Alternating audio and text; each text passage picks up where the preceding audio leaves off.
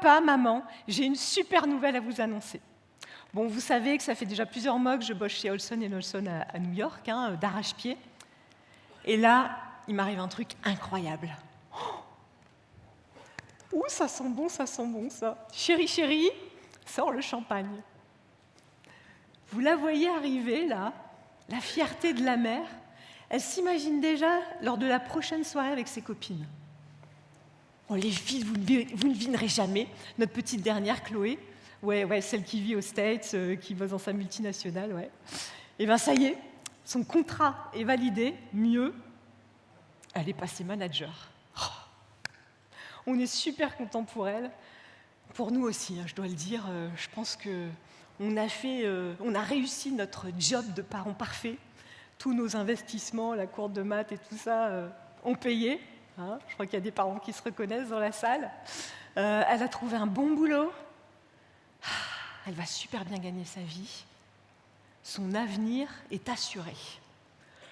Ça, c'est fait. Allez, mojito pour tout le monde. Maman, j'étais en train de te dire que j'avais quelque chose d'important à t'annoncer. Je me lance. Voilà. J'ai quitté mon job et avec Camille, on part dans le Limousin faire de la permaculture.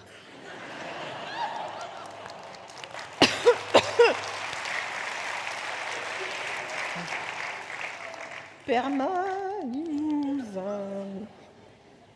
Chérie, range le champagne. Vous imaginez la tête des parents?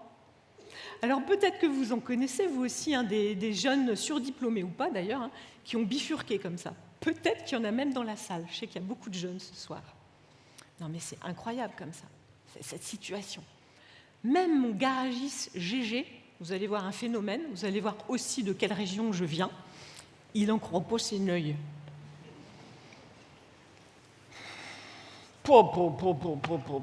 Non mais va-t-il le désastre là?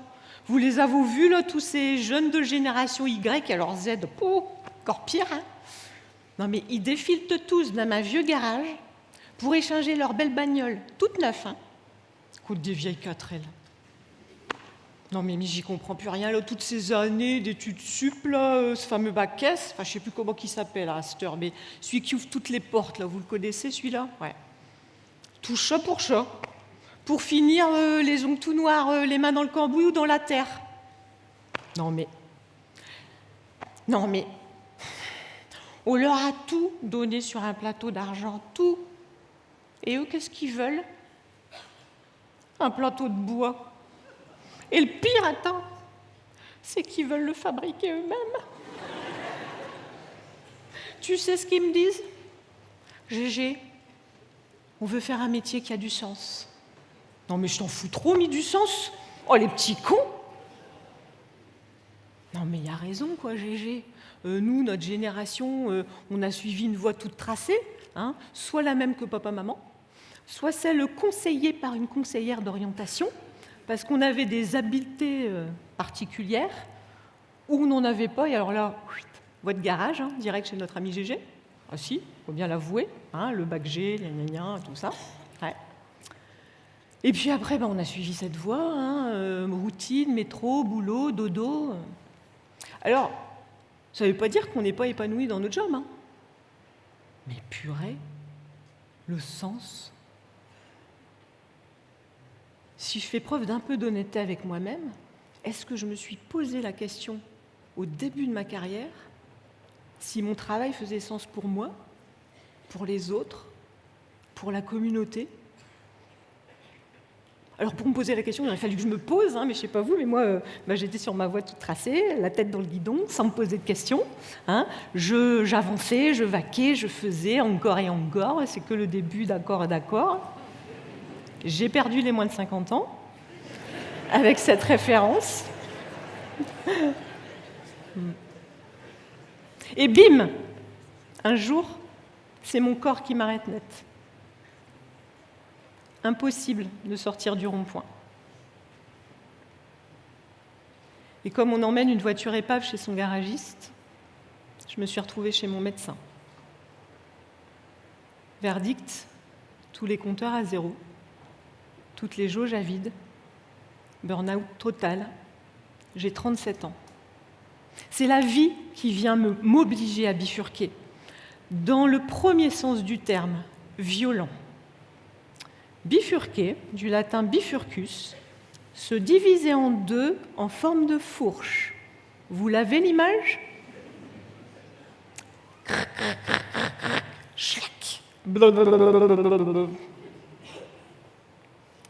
Ben, je peux vous dire que ça prend beaucoup de temps, beaucoup d'énergie à tout réussir à remettre en place,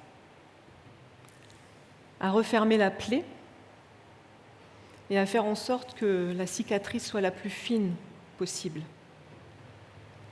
Alors par cet incident de vie, c'est la vie qui est venue me poser la question qu'on nous pose depuis qu'on est tout petit. Je suis sûre qu'on vous l'a déjà posée. Dis-moi, ma puce, qu'est-ce que tu voudrais faire quand tu seras plus grande ?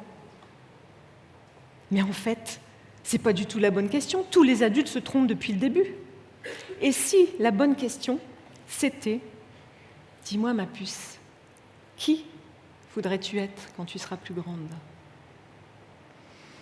Je vous invite à prendre une belle et grande respiration.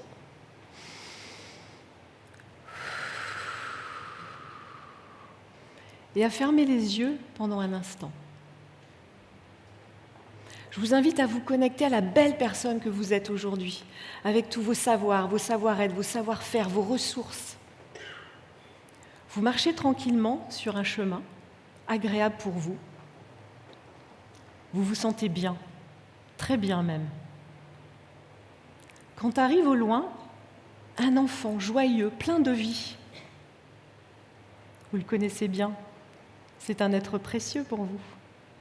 C'est vous, enfant. Il s'approche, vous regarde avec beaucoup de tendresse et d'amour et vous chuchote à l'oreille. « Dis-moi, qui voudrais-tu être quand tu seras plus grand ?» Accueillez avec bienveillance toutes les sensations, les images, les sons, les émotions qui viennent à vous. Elles sont de cadeaux précieux.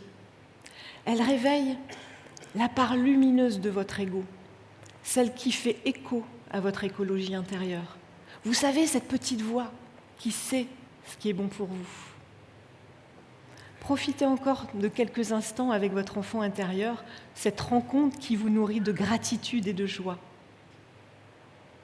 Et votre enfant vous regarde, souriant, confiant. Il reprend son chemin et vous invite à reprendre le vôtre pour revenir là, ici avec nous, et à réouvrir les yeux, à regarder autour de vous les personnes souriantes. Ah, les petits cons! Quel beau cadeau ils se font à eux-mêmes en suivant la part lumineuse de leur ego, celle qui fait écho à leur écologie intérieure. Ils n'attendent pas que la vie les oblige à se couper en deux, non. Ils se sont emparés de la deuxième définition de ce mot, beaucoup plus salvatrice que la fourche. Bifurquer, choisir d'abandonner une voie pour en prendre une autre. Ah, les petits cons, quel magnifique cadeau ils nous font. Dans ce monde sans dessus-dessous, ils font un acte fort, un choix décisif qui nous ouvre la voie. Sortir de leur zone de confort et ouvrir de nouveaux chemins.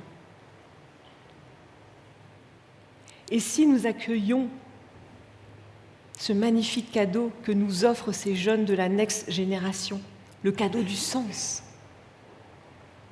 Et si en retour, nous leur offrions le cadeau de la reconnaissance, la reconnaissance, nous pourrions alors naître ensemble à nouveau. Et ce serait peut-être à nous à dire à nos enfants,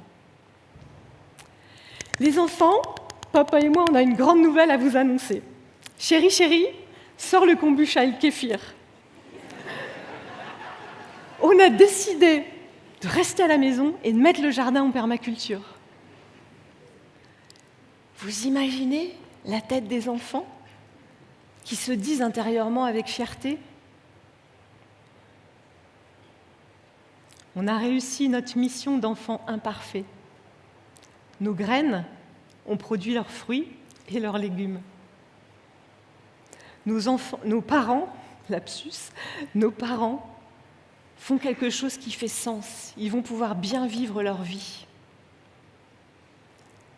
Nos parents se sont reconnectés à la part lumineuse de leur ego, celle qui fait écho à leur écologie intérieure, celle qui va peut-être sauver notre écologie collective.